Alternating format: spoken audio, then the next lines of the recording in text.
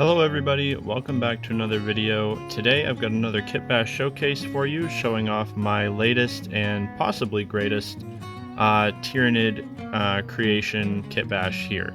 All the other Tyrannid videos I've made for the channel have seemed to be quite the hit or done pretty well, so it seems like at least a fair few of you guys have enjoyed some of the weird Tyrannid monsters I've made so far for this army. So hopefully you will like this one as well. So if it wasn't immediately obvious, the main component of this guy is of course a Dimachaeron. I very generously had one given to me in a trade. It was originally just going to be the person just wanted to give me this stuff for free, but I ended up trading them some Kroot stuff for some Tyrannid stuff, so that was pretty cool. And this was the star of the show, so when life gives you an extra Dimachaeron, you of course need to make a Haurspex. That is just the rules, I don't make them. So as always, we're going to start this thing off with a quick little size comparison, and then we'll get into exactly how this guy is made. So as you can see, we've got lined up here a standard Termagant, so like a Tyrannid infantry sized model, as well as the Swarmlord. Now the Swarmlord is on quite an elevated base, but this guy is quite a lot bigger than the Swarmlord, and certainly a lot longer. It's a very long boy. So as always, this video should be intercut with little clips and stuff of me working on this guy. If any of that looks cool to you and you're thinking, wow, why haven't I seen you working on this more? Why haven't I seen more of this work in progress stuff? All that stuff goes up on my Patreon. For my very few special patrons, they just get to see stuff like that early. They get to see all the work in progress things long before these videos ever come up, sometimes like months or even like years before these videos come up, because sometimes it takes me a long time to make these things. So if you want to see that stuff early, feel free to check that out. It is only $1. So going into this, as I said, the main thing is a Dimachaeron, and basically what I wanted to do, I was stuck between making another Norn emissary / assimilator from it, or going really wild and making something completely different. I thought about going maybe like a harpy, making it a flyer, and then I eventually landed on the Haurspex. So the Haurspex is like another really big melee Tyrannid beastie, and I thought it would be kind of cool because the Dimachaeron has the chest mouth on it, to find a way to move that up and incorporate that into the head area so that it could be kind of like the Haurspex mouth. So, and then going off of that, I really like the idea of like a kind of I don't know what you would call it, like kind of like the skull crawlers from the new like Kong and Godzilla movies, where they've got like a really long tail and they just kind of run on their front legs, but like the Tyrannid version of that. Of course, Tyrannids basically always need to have 6 limbs, so I had to work around that, but that was kind of my rough ideas going into it. As always, there was a lot of like sketching and figuring out parts and whatnot, and basically what concluded is what you see before you here. So this is very, very much my vision for this. Like, it turned out pretty much exactly the way I wanted it, for good or for ill. So we will just go ahead and break that down, and as I said, I should have all the like work in progress stuff popping up as I'm talking. So first things first, to move the chest mouth up to the regular mouth area, I knew I was going to have to do extensive green stuff sculpting, which I have probably some better clips of that because it's kind of hard to see now. But basically I had to resculpt the entire chest area, which obviously took a lot of green stuff. I did use the trick where you fill in the body cavity with tinfoil first and then sculpt over that. It makes it a lot easier. Actually, no, I tell a lie. What I actually did, even funnier than that, I used some of my kids' Play-Doh. I filled in the chest cavity with Play-Doh, let that harden overnight, and then sculpted over that. So I had to use actually a lot less green stuff than I would have.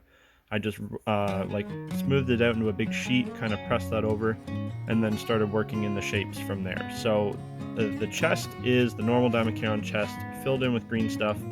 That little top bit there, I kind of broke it and then used it on either side. To secure the mouth, again, I had to fill this in with some Play-Doh.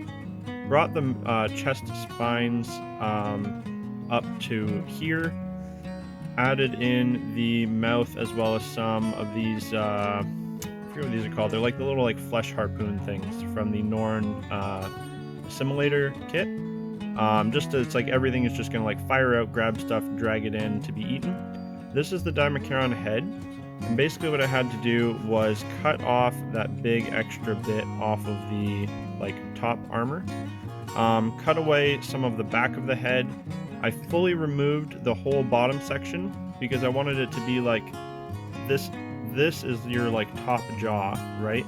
And then all of this stuff is like the morphology of the bottom jaw. So like the bottom jaw has evolved or formed to make all of this, and this is the top. So this is like, I imagine this part would kind of like rear up as like the final hatch, like on the trap. Everything gets dragged in, it gets closed up, and then the top locks in. So these are all just various little claws from extra Tyranid kits. If you're a Tyranid player, you're going to have like 1,000 of them, just kind of formed around his face like that. These are the smaller, normal Dimachaeron arms that were his like grasping hands. And I used extra spikes from the Screamer Killer kit. They had these kind of cool, more like, they're like scything talons, but they're more like railroad spikes. They're like thicker, so I like them better for that. Again, it's all designed to like be grasping, pulling things into the mouth. That's just a little brass rod through the wrist there, and then green stuffed over. His arms are the larger Dimachaeron scything talons, extended to be even longer, and then the crushing claws from the Tyrannofex/Turbogon kit. Again, I really wanted those like big, like gorilla knuckle kind of claws to walk on. Like these are what he's really like. I'm picturing like tail dragging on the ground, and then like vaulting, like dragging himself along with those big claws. And then when he's gonna like leap on something, it's a mixture of like catapulting with these, his smaller rear claws, and then the tail like all unleashing this thing to just fly forward at whatever it is it's trying to eat. Again, similar to the skull crawlers. So his back claws, they are the spare limbs from the Tyrannofex kit. I believe they are for the flesh borer. I think that's what they're called. Flesh borer hive arms or something. I forget. It's the weapon nobody uses. It's the extra ones from that. And then these are just a little extra sickle claw from the Tyrant Guard kit added on there. And then the tail slightly reposed, the hips slightly reposed, and that pretty much wraps it up. Again, hopefully I had lots of work in progress footage for this guy going along with this. And yeah, I realized that I made that pretty quick, but this was one of my most like elaborate and extensive builds, at least certainly for the Tyranids. And I realized this one might not be like to everybody's taste because it's pretty out there. But considering it just came from having a spare Dimachaeron, which I know is something not a lot of people are going to have. I think they're pretty hard to find these days. I think it turned out pretty good. So let me know down below in the comments what you think or what you'd like to see from me next as far as this Tyranid army. I'm always happy to kitbash another big bug for you guys, or a small bug. A smaller bug could be good too. But yeah, let me know your thoughts, your feedback, what you liked, what you didn't like, and I'm really open to paint schemes for my Tyranid army because I have not painted a single one yet. Still really having a hard time deciding how I want to do these guys, and I have a ton of other stuff to work on as well. So again, if you like what you see and you want to see more, check out the Patreon.